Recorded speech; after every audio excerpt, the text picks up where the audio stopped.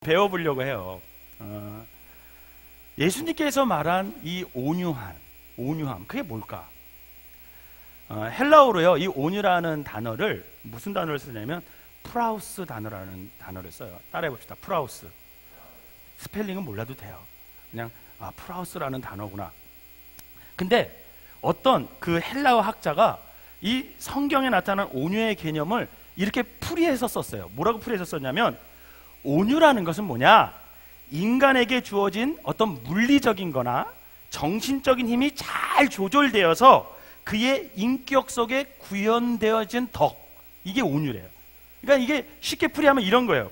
우리가 태어나서부터 지금까지 살아오면서 문화 속에 살아요, 안 살아요? 그 각 나라의 문화 속에 살잖아요. 그 문화 속에서 살면서 또 사람과 관계 맺어요, 안 맺어요? 맺어요. 그리고 또 그 사회만의 어떤 규범과 어떤 도덕과 윤리 있어요, 없어요? 있죠. 그리고 우리가 교육을 받아요, 안 받아요? 받아요. 그런 모든 것에 우리가 총체적으로 이렇게 살아오면서 내 내면에 쌓이는 긍정적인 요소들 있잖아요. 그런 긍정적인 요소들이 표현되는데, 삶으로 표현되는데, 그 중에 하나가 온유라는 거예요. 그것이 이렇게 잘 조화돼서 표현되는 게 하나가 온유라는 것입니다. 그런데 예수님 당시에 이 단어를 세 가지 상황 속에서 사용했어요. 이 프라우스라는, 온유라는 단어를 세 가지 상황 속에서 사용했는데, 어떨 때 사용했냐면, 첫 번째는요, 어떤 사람이 열이 막 오르는 그런 병이 걸린 거예요. 막 병인데 열이 막 올라요. 온몸에 열이 막 오르는데, 어떻게 치료했더니 어떤 순간에 그 열이 샥 사라지고 정상적으로가 된 거예요. 그때 사람들이 말하기를 이제 괜찮아, 이런 말 대신 어떤 단어를 쓰냐면 프라우스, 이렇게 쓰는 거예요. 즉 이제 열이 잡혔다는 의미로 온유해졌다, 프라우스, 이 단어를 그때 사용합니다. 이걸 좀 영적으로 해석하면, 세상 살다 보면 열받을 일이 있어요, 없어요, 여러분? 얼마나 많아요. 열받을 일 참 많잖아요. 사람 때문에 열받고, 어떤 상황 때문에 열받고, 돈 때문에 열받고, 관계 때문에 열받고, 일 때문에 열받고. 우리 청년들하고 예배 드리다 보면 왜 가장 열받냐? 제가 물어보니까 직장 상사 때문에 열받는다고 하더라고요. 어쨌든 열받을 일이 많잖아요, 열받을 일이. 그런데 온유가 뭐냐? 그 열받을 상황 속에서도 열을 받지 않고 마음의 평정을 유지할 수 있는 힘, 그게 뭐예요? 온유라는 거예요. 두 번째, 어떻게 이때 이 온유라는 프라우스라는 단어를 사용하냐면, 사람들이 막 돌풍이 불어요. 막 태풍의 피해를 막 입고 어쩔 줄 그렇게 몰라하는 와중에 어느 순간 일순간 그 바람이 쫙 잦아들면서 아무것도 없던 듯이 그런 상황. 그때 뭐라고 했냐면, 바람이 온유해졌다, 이렇게 바람이 잦아졌다 했을 때 이 프라우스라는 단어를 그때 사용한다고 합니다. 여러분, 내 안에 이 내 속을 뒤집어 놓는 돌풍들이 얼마나 많아요. 우리 엄마들 보면 대부분 누구 때문에 이 속이 막 뒤집어져요? 안 그렇더라고요. 우리 교회 아내들분들은 적어도 남편 때문에 뒤집어지는 사람은 그렇게 많지 않더라고요. 진짜요. 네, 남편을 다 잘 두셨어요, 우리 교회. 근데 대부분 보면, 우리 속회도 이렇게 얘기하다 보면 우리 속회에 주로 우리 엄마들을 뒤집어 놓는 존재들이 있어요. 그 존재가 누굴까요? 자녀들이더라고요. 자녀들. 목사님하고 김비호 집사님의 속회를 이제 임선빈 성도가 새로 와서 거기 가서 속회를 드리는데, 속회를 드리는 목사님이 그래요. 무슨 이 속은 아픈 사람들만 있네, 그렇게 말씀을 하셨어요. 그래서 아픈 사람들끼리 이렇게 기도하라, 그런 의미로 이렇게 모아주신 것 같다, 그랬어요. 그런데 우리 속회는 그러면 어떤 사람들이 모여 있을까? 가만히 생각해 보니까 대부분 자녀 때문에 고민하는 사람들이 우리 속회 많이 있더라고요.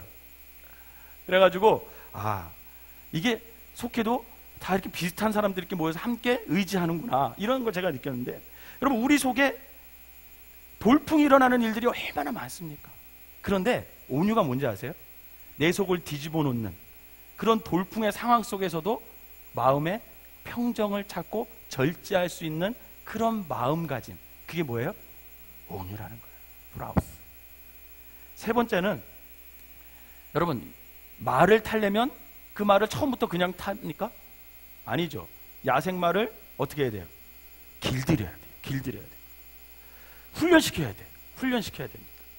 훈련에 훈련을 거듭해서 드디어 이제 야생마가 이제 사람들에게 위험이 안 되고 길들여졌을 때, 그때 온순해졌다, 이 말을 어떤 단어로 사용하냐면 그 프라우스, 온유, 이렇게 사용되어진다, 이렇게 하는 겁니다. 여러분, 우리가 살아오면서 내 안에 길들여지지 않은 습성이 얼마나 많아요. 길들여지지 않은 성질, 길들여지지 않은 말하는 것, 길들여지지 않은 행동들, 여러분, 이런 게 얼마나 많습니까? 근데 이제 어느 순간 주님 앞에서 내가 구원받고 신앙생활하면서 어떻게 되는 거예요? 그 많은 길들여지지 않은 것들을 어떻게 하는 거예요? 온순하게, 온순하게 길들여가는 것, 그게 뭐라고요? 온유. 이게 세 가지로 이렇게 이스라엘 사람들이 세 가지 상황 속에서 사용한다고 합니다. 그런데 이 세 가지 경우 공통점이 있어요, 여러분. 그게 뭐예요? 힘이 조절된다라는 거예요. 컨트롤 된다라는 거예요. 오늘날 우리 사회가 굉장히 발달하잖아요. 문명이 발달하고 산업화되고, 그리고 정보화 시대를 살아가고 있습니다. 여러분, 그러면서 소비 문화가 엄청 발달되어 있어요. 이게 길들여져 있어요. 우리가 소비하는데. 제가 어느 날 그랬죠. 안 보다가 새벽기도 때 한번 딱 집에 가서 TV를 딱 틀었는데 홈쇼핑에서 보험도 하더라고요. 저는 보험하는 거 처음 봤어요. 홈쇼핑에서 보험을 하는데, 야, 한 달에 33,000원만 내면 뭐 못 고치는 병이 없더라고요. 그래서 제가 이게 귀가 또 좀 이렇게 나풀나풀 거리잖아요. 그래가지고 유심히 보는데, 야, 요거를 신청해야 될까 말까 이 고민을 계속했어요. 한 10분만 더 봤으면 아마 눌러서 전화했을 것 같아. 근데 그때 갑자기 정신이 번쩍 들더라고요. 저거 다 뻥이야. 진실은 작은 글씨로 써져 있을 거야. 그러면서 제가 딴 데로 돌려서 안 했어요.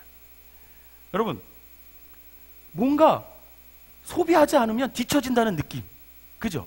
이게 자꾸만 우리 사회에 이렇게 사람들에게 만연해 있습니다. 그러면서 현대인들이 자꾸만 잃어버리고 살아가는 게 뭐냐면 절제예요. 절제를 하지 못해. 자기 절제가 안 되니까 사람들은 어떻게 되겠습니까? 더 신경질적이 되고 더 파괴적이 되어 간다라는 거죠.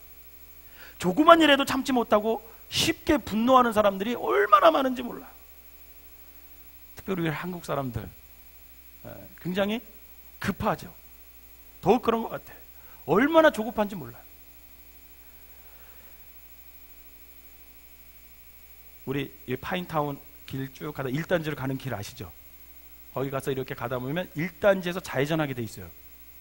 그리고 2단지로 들어가게 돼 있고, 근데 거기 신호가 4개가 돼 있어요. 4개가. 저는 거기 왜 4개 해놨는지 모르겠어. 전멸등으로 해놨으면 좋겠는데 어쨌든 4개로 해놨어요. 4개로. 4개로 해놔가지고 직진 다음에 뭐가 나와요? 바뀌어가지고 좌회전이 나오잖아요. 근데 거기서 이렇게 1단지 앞에서 차를 딱 끌고 빨간불에서 신호를 기다리잖아요. 그러면 파란불로 싹 바뀌어요. 그러면 좌회전 해야 돼요? 기다려야 돼요? 기다려야 되죠. 제가 이렇게 기다리잖아요. 뒤에서 빵빵 계속 그래요. 다 그래. 저뿐만 아니라 어떤 사람이 정말 나는 신호를 지켜야겠다는 마음과, 제가 이렇게 봐도 거기서 파란불 켜져 있으면 좌회전 안 하잖아요. 막 빵빵대고 옆으로 가가지고 가면서 막 욕해요. 째려봐요. 근데 저는 이상하죠. 지키는데 욕먹어. 지키는데. 그리고 좌회전 신호가 들어온 다음에 좌회전을 하게 돼 있거든요. 제가 보면서 우리나라 사람들 정말 급하구나. 기다리지를 못해요. 어느 사람이 한국인이 언제부터 급해졌을까? 이 생각을 해봤나 봐요. 언제부터 급해졌을까요, 여러분? 얼마 안 됐대요. 그게 언제부터냐면 어떤 사람이 조사했는데 라면이 나올 때부터 급해졌대요. 우리나라에 라면이 개발돼서부터 사람들이 더 급해지기 시작했대. 여러분, 우리나라 사실 밥 문화는 어때요? 오래 밥을 해야 되잖아요. 사실은 전기밥솥 나오기 전에도 보면 이렇게 가마솥에 밥 하다 보면 밥하다가 뜸까지 들이고 그것을 떠가지고, 옛날에 우리 할머니는요 그것을 이제 뜨잖아요. 그러면 그게 식을까봐 어떻게 했어요? 이불 속에다, 그쵸? 아랫목 이불 속에다 그걸 넣어놨어요. 저녁까지 그렇게 넣어놓으면 따뜻하게 있었다고요. 제가 이런 얘기하면 우리나라 사람이 뭐 60년대 살았냐고 막 이렇게 얘기를 해요. 근데 시골엔 정말 그랬거든요. 그래서 그거 가지고 저녁까지 먹고 이렇게 살았는데, 그럴 때는 사람들이 좀 기다릴 줄 알았어요. 사실 우리나라 모든 음식도 기다리는 음식이에요. 발효 음식들 거의 발효 음식이잖아요. 김치도 그렇죠, 된장도 그렇죠, 우리 장아찌 문화도 그렇잖아요. 다 오랜 시간에 숙성한 다음에 먹는 게 사실 우리나라 문화였어요. 근데 그 사람이 말하기를 이 라면이 개발되고 나서부터 갑자기 음식 문화가 바뀌었다는 거예요. 음식 문화 바뀌어가지고 그냥 다 빨리 즉각적인 그 문화가 그때부터 우리나라 사람들의 의식과 문화에 자리 잡게 됐다, 이렇게 얘기를 하더라고요. 당장 끓여서 당장 먹어야, 그래야 즉성이 풀리는 민족, 그게 우리나라 민족이죠. 그래서 더 급하고 더 사나워지고 더 쉽게 분노를 폭발하면서 인생을 살고 있는 사람들이 우리 한국 사람이다, 그렇게 어느 책이 소개했더라고요. 그런데 여러분, 그 문화, 그렇게 기다리지 못하고 그 즉각적인 문화, 절제하지 못하고 자꾸만 소비하는 것, 여러분 그것이 우리의 정신생활에 굉장히 치명적인 해를 끼친다라는 겁니다. 여러분, 인도의 마하트마 간디, 여러분 잘 알고 계시죠? 이 간디가, 인도가 영국의 식민지로 있을 때 비폭력 운동을 전개한 사람입니다. 인도 사람들은 간디가 평생을 걸고 지향했던 한 가지 중요한 그 사람의 정신을 가리켜서 뭐라고 얘기하냐면 사티아크라라는 단어를 씁니다. 이 말의 뜻은 뭐냐면 진리를 지키는 힘, 정신의 힘, 이런 뜻이에요. 우리나라 말로 해석하면. 근데 간디가 인도의 자주 독립 정신을 고취시킬 때 자기를 따르는 사람들에게 계속해서 외쳤던 메시지가 있습니다. 그게 뭐냐면 이런 거였어요. 여러분, 영국민을 사랑합시다, 이렇게 외쳤어요. 이 말은 다르게 말하면 우리가 일제시대 때 어떻게 얘기하냐면 여러분, 일본 사람들을 사랑합시다, 이거하고 똑같은 거예요. 간디는 그렇게 외쳤어요. 여러분, 영국인을 사랑합시다. 그들에게 폭력으로 우리가 대하지 맙시다. 우리는 제도가 하고 싸우고 있는 것이지 사람하고 싸우고 있는 것이 절대 아닙니다. 정당한 방법과 태도로 우리의 의사를 표현합시다. 이게 간디가 외쳤던 메시지였습니다. 그는 죽을 때까지 이렇게 사티아크라, 비폭력 운동을 전개했던 사람입니다. 참으로 대단한 용기라고 할 수 있죠. 그는 미움이 절대 승리를 가져다 줄 수 없음을 알았어요. 오직 사랑만이 진정한 승리를 가져다 줄 수 있음을 그는 믿었습니다. 그래서 그는 계속해서 외치기를 뭐라고 외쳤냐면 영국인이 만약 우리를 때린다면 그 매를 그냥 맞읍시다. 그들이 우리를 감옥에 집어넣는다면 우리는 감옥에 기쁘게 갑시다. 그러나 우리는 그들을 사랑합시다. 여러분, 많이 듣던 메시지 아니에요? 네? 예수님이 산상수훈에 말씀한 거 똑같아요. 여러분, 간디가 그거 아십니까? 이 산상수훈을 그렇게 좋아했대요. 그래서 그 말씀을 외우고 살았대요, 간디가. 결국 간디는 위대한 승리를 인도의 사람들에게 안겨줬고 독립을 하는데 결정적인 역할을 하게 됩니다. 그것이 뭐냐? 바로 정신의 승리예요. 그것은 온유의 승리라는 거예요. 이처럼 온유는 하나님의 능력으로 다스려지는 정신적인 힘, 그걸 온유라고 합니다. 저는 여러분들에게 이런 온유의 힘이 있어지시기를 주님의 이름으로 부탁을 드립니다. 그럼 온유한 자에게 약속된 복이 있어요. 오늘 보니까 그 복이 뭐래요? 저희가 땅을 기업으로 받을 것이다. 여러분, 여기서 땅을 기업으로 받는 것은 두 가지 측면이 있습니다. 첫 번째는 미래적 측면이 있어요. 이것은 뭐냐면 장래 천국하고 연결돼요. 하나님은 온유한 사람들에게 천국을 기업으로 주심을 믿으시길 바랍니다. 가장 좋은 땅은 강남에 있는 게 아니라 어디에 있어요? 천국에 있어요, 여러분. 그거 아셔야 돼요. 왜 그런지 아세요? 천국은 보석으로 깔려있다 그러잖아요. 이거 얼마나 비싸겠어요. 그러니까 여러분, 강남 땅 살려고 애쓰지 말고 우리는 어떻게 해야 돼요? 천국에 보물을 쌓는 사람들 되시길 바랍니다. 천국은 온유한 사람들이 들어갈 수 있는 나라래요. 만약 온유하지 못한 사람들이 도무지 자기 절제를 못하면서 교만한 사람들이 천국에 들어갈 수 있다면 여러분, 그 천국이 어떤 천국이 될까? 미안하지만 저는 그 천국 가고 싶은 마음이 싹 사라들어요. 왜냐하면 여러분, 그런 사람들과 이 땅에서 살기도 어려운데 천국까지 가서 살다고 생각해 보세요. 그래서 천국은요, 우리가 예수 그리스도를 구주로 믿고 자기 절제를 이루어서 온유해진 사람들이 가는 곳, 여러분, 그곳이 천국임을 믿으시길 바랍니다. 두 번째는 현재적인 측면이에요. 천국은 여기서 말하는 땅을 기업으로 받는다는 것은 미래적인 복보다 여기서는 현재적인 복을 더 강조하는 것이라고 할 수 있습니다. 여러분, 온유한 자들만이 땅의 기업으로 얻을 것이다, 이 말은요, 온유한 자들만이 이 땅에서도 진정한 하나님이 주시는 풍요와 성공과 승리를 누릴 수 있다는 하나님의 약속임을 믿으시기를 바랍니다. 예수님 당시는요, 땅을 차지한다는 것은 승리의 최고의 표상이었습니다. 그런데 이러한 축복을 온유한 자에게 베풀어 주실 것이다, 하나님께서 이렇게 말씀하셨어요. 하나님께서는 그래서 온유한 자를 들어 쓰셔서 그들로 하여금 땅을 차지하는 승리의 역사를 계속해서 이어져 감을 볼 수가 있습니다. 하나님께서 크게 쓰신 구약의 사람 중에 한 사람, 모세라는 사람이 있습니다.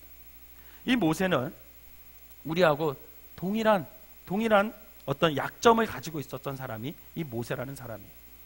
그럼에도 불구하고 주님이 모세를 쓰셨던 가장 중요한 이유는 뭐냐면 그가 온유한 사람이었다는 거예요. 하나님 모세에 대해서 이렇게 말씀하셨습니다. 민수기 12장 3절입니다. 한번 한 목소리로 같이 읽어볼까요? 시작.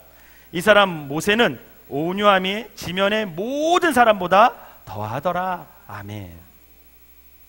이 사람 모세는요, 온유함이 지면의 모든 사람보다 더했대요. 결국 하나님은 온유한 모세를 들어 크게 사용하시는 것을 우리가 알 수 있습니다.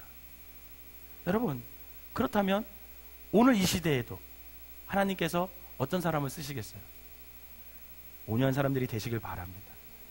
하나님이 쓰시는 사람은 온유한 사람들이에요. 그렇다면 온유한 사람이 어떻게 될 수 있을까? 두 가지를 좀 말씀드리려고 합니다.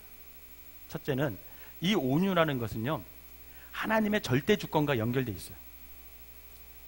이 절대 주권, 하나님의 이 절대 주권 앞에 어떻게 우리가 반응하느냐에 따라 온유한 사람이 될 수도 있고 그렇게 못 될 수도 있다는 거예요. 그래서 여러분들이 온유한 사람이 되고 싶다면 이 하나님의 절대적인 주권에 이 두 가지 반응을 해야 되는데, 첫 번째는 어떻게 해야 되냐면 하나님의 주권에 대한 절대적인 믿음을 가지시기를 바랍니다. 하나님의 절대적인 주권을 인정하고 거기에 순종할 줄 아는 사람, 그 사람이 온유한 사람이 될 수 있어요. 예를 들어 볼게요. 여러분, 아브라함 아시죠? 아브라함, 우리가 너무 잘 알죠. 아브라함이 하나님께 축복받고 어느 날 너무 재산이 많아서 조카 롯하고 어떻게 됐어요? 이제는 더 이상 같이 못 살게 됐어요. 그래서 이 아브라함이 조카 롯을 불러놓고 이렇게 얘기합니다. 야, 네가 좌하면 나는 우하고 네가 우하면 나는 좌하겠다. 그래 이제 선택해라. 이렇게 해요. 여러분, 그러면 아브라함이 좋은 땅을 가지겠어요? 롯이 좋은 땅을 가지겠어요? 당연히 롯이 좋은 땅을 갖지. 그렇지 않겠어요? 먼저 선택한 놈이 좋은 땅을 차지하겠지. 안 그러겠습니까? 근데도 불구하고 왜 아브라함은 자기가 먼저 선택할 수 있는데도 불구하고 롯 보고 먼저 선택하라고 그랬을까? 여러분, 왜 그랬을까요?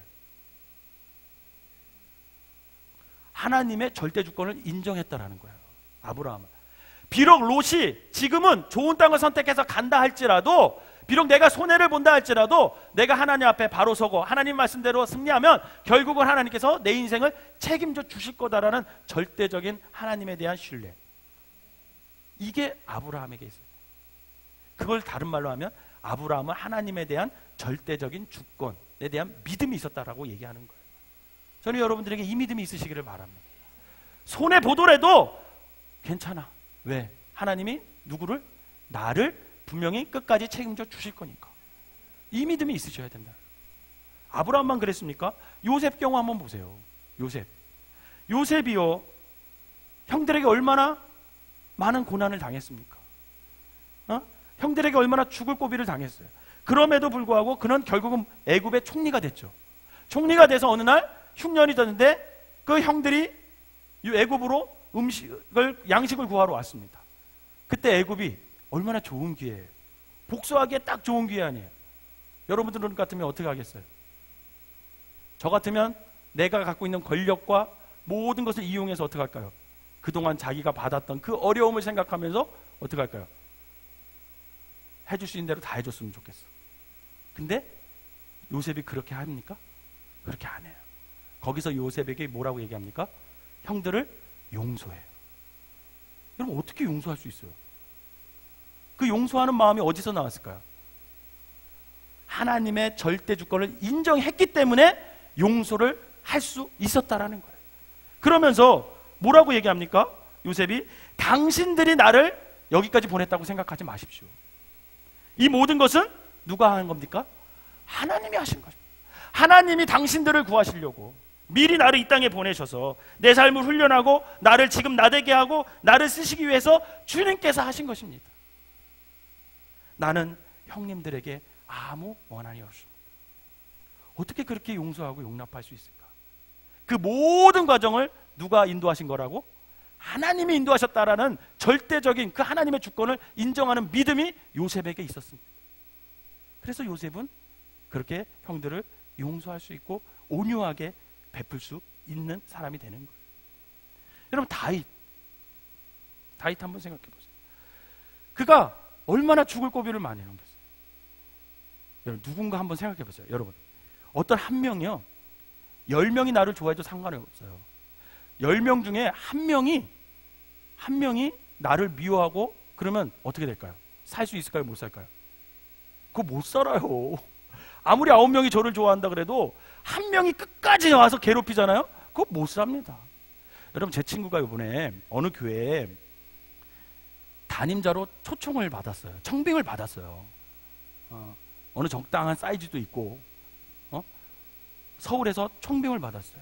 근데 인사구역회 위원이 11명이에요. 11명이면 이 무슨 뜻이냐면 3분의 2 찬성을 얻어야 돼요. 우리가 이 목사님을 우리 교회 담임자로 선택합니다 해서 3분의 2를 얻어야 돼요. 근데 모든 교인과 모든 인사위원 중에 8명이 이 목사, 제 친구 목사를 좋아해요. 왜 그러냐면 거기에 부목사로 있을 때 굉장히 잘했거든요. 그래가지고 청빙하기 원하는데 딱 3사람, 그 11명 중에 딱 3사람이 반대하는 거예요. 갈 수 있을까요? 못 갈까요? 못 가고 있어요. 지금 80명 90%, 90%가 찬성하는데 10%가 반대하니까 못 가더라고요. 여러분, 여러분들의 누군가가 한 명이 계속 괴롭힌다고 생각해 보세요. 살 수 있어요? 못 살아요? 못 살아요. 근데 다윗은요, 그 당시에 가장 권력 있는 사람이 계속 따라다니면서 죽이려고 했어요. 가는 곳마다 따라다니면서 죽이려고 하는 거야. 그런데 다윗에게 2번의 좋은 기회가 있었어요. 그 사울 왕을 죽일 수 있는 좋은 기회가 있었어요. 근데 다윗이 죽였습니까? 안 죽였어요.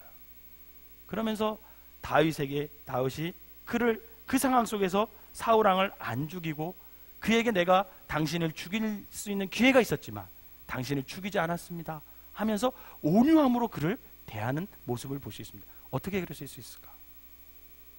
여러분, 그거는 하나님의 절대적인 주권을 다윗이 인정했기 때문에 그래요. 하나님이 기름 부으신 사람은 하나님이 결국은 어떻게 하든지 하나님이 하실 거고 나는 내가 할 도리만 잘하면 된다. 그래서 그는 나가서 최선을 다해 적군들과 싸웠고 그 아둘람 굴에 있던 그 잃어버린 자들, 연약한 자들 데리고 다니면서 그 사람들 사랑하면서 살았더니 하나님께서 결국은 다윗을 높여주시는 것을 볼 수가 있습니다. 사랑하는 성도 여러분, 바로 하나님의 주권에 대한 절대적인 신뢰, 이것이 하나님의 사람들에게 온유한 삶을 안겨다주는 비밀인 줄 여러분 믿으시기를 바랍니다. 여러분, 우리가 온유해지기를 위해서는 그래서 하나님의 절대적인 주권을 인정하세요. 지금 어려우세요? 지금 힘드세요? 지금 병들었습니까? 그것도 인정하세요. 그리고 하나님 앞에 맡기세요. 그러면 하나님이 우리에게 온유한 마음을 허락하여 주시고, 결국 그 온유한 마음은 누군가를 또 살려낼 수 있는 강력한 믿음의 힘이 될 수 있다는 것입니다. 두 번째로는, 그렇다면 절대적인 주권을 인정하지만 말고 그 하나님의 주권에 따라 살아가는 훈련을 지금부터 이제 해야 된다는 거예요. 훈련 받아야 돼요. 훈련을. 제가 말한 모세, 아브라함, 요셉, 다윗, 이런 사람들이 태어나자마자 온유했을까요? 아니었어요. 태어나자마자 온유한 사람은 아니었어요.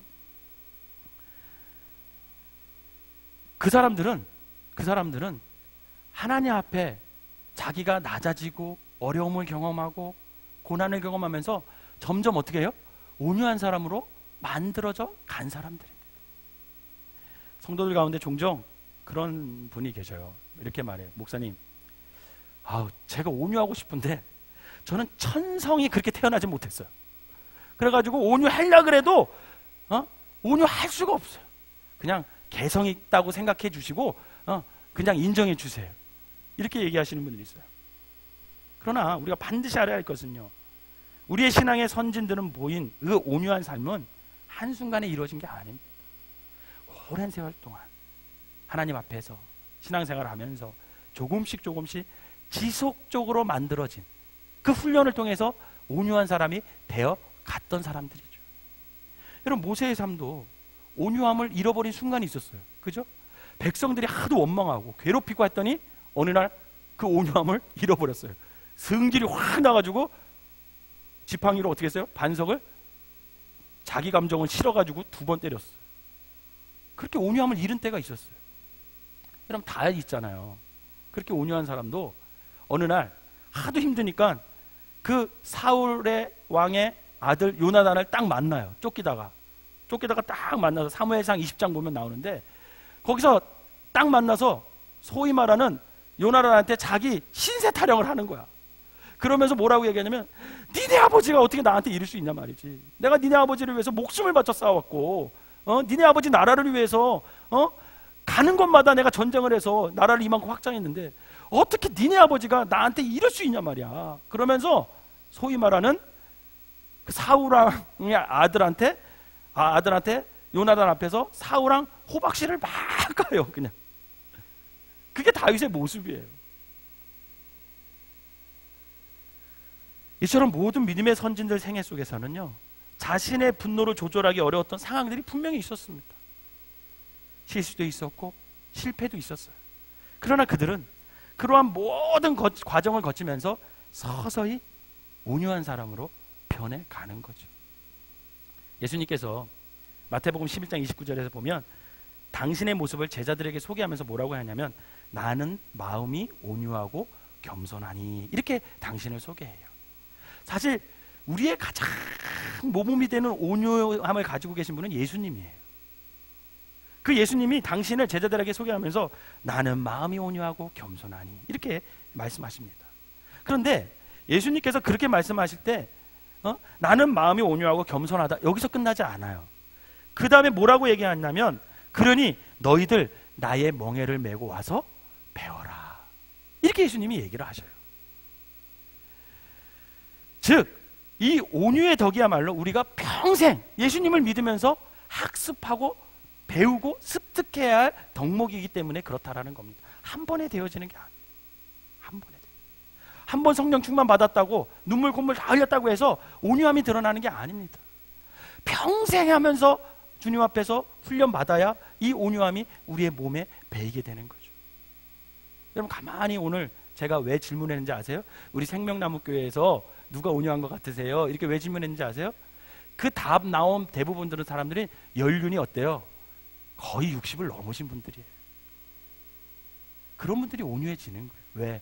평생 동안 하나님 앞에서 우여곡절을 겪으면서 그것이 말씀으로 다져지고 혈기가 잘 절제가 되고 내 마음을 요동시키는 그런 아픔들이 다 치유되고 그러면서 그 안에 절제가 쌓이면 온유함이, 겸손함이 묻어 나오는 것이죠. 사랑하는 성도 여러분, 지금 온유를 배우고 싶으십니까? 과거 우리는 온유하지 못하는 순간이 얼마나 많습니까? 그런데 괜찮아요. 그리고 이제부터가 중요해요. 온유함을 배우시기를 바랍니다. 주님이 배우라 그랬잖아요. 그러면 주님 앞에 나와서 배워야 돼요. 그리하여 주님 앞에 서는 날 주님을 꼭 닮은 온유한 자의 모습을 갖출 수 있도록 지금부터 우리가 훈련을 받아야 된다는 것입니다. 우리가 온유하지 못해 얼마나 많은 사람들에게 상처를 줄 때가 있어요. 절제되지 못한 사랑으로 인해서 상처를 줄 수 있잖아요. 절제되지 못한 헌신을 통해서 갈등의 씨앗을 쌓을 수 있잖아요. 절제되지 못한 말로 인해서 얼마나 많은 사람들에게 상처를 줄 수 있습니까? 그래서 우리는 날마다 온유하기 위해서 훈련을 받아야 된다는 거예요. 바라기는 어떤 절망과 고난 속에서도 하나님의 절대적인 주권을 인정하시고 또 그 하나님의 주권 하에 우리가 훈련받고 있음을 깨달아 그 절망과 고난 속에서도 온유함을 배워 성숙한 그리스도인으로 살아가는 저와 여러분 되시기를 주님의 이름으로 축원합니다. 기도하겠습니다. 사랑과 은혜가 충만하신 하나님, 오늘 주님께서 말씀하십니다. 나는 마음이 온유하고 겸손하니 나의 명예를 메고 내게 와서 배우라. 오늘 주님의 음성을 듣습니다. 하나님, 일평생 아버지 하나님 온유함을 위해 살아갈 수 있는 믿음의 사람들 되게 하여 주시옵소서. 지금 나의 모습으로는 절대 하나님에게 사용받을 수 없음을 깨달아 하나님의 절대 주권을 아버지 믿고 아버지 하나님, 내가 하나님 앞에서 아버지 하나님 온유함을 훈련받아 나의 혈기가 죽고 절제되는 삶을 통해서 아버지 겸손하게 사랑을 아버지 하나님 이제부터는 실천하여서 저 사람 생각하면 참 온유한 사람이야, 이런 칭찬을 들을 수 있는, 모세가 하나님께 온 땅의 지면 중에 가장 온유한 사람이라고 칭찬을 들었던 것처럼 오늘 우리 생명나무교회 모든 가족들이 하나님 앞에 모세와 같은 칭찬을 들어 그 온유함으로 말미암아 많은 사람들을 세우고 많은 사람을 높이고 하나님에게 사용받는 귀한 성도들 되게 하여 주시옵소서. 예수님의 이름으로 기도하옵나이다. 아멘.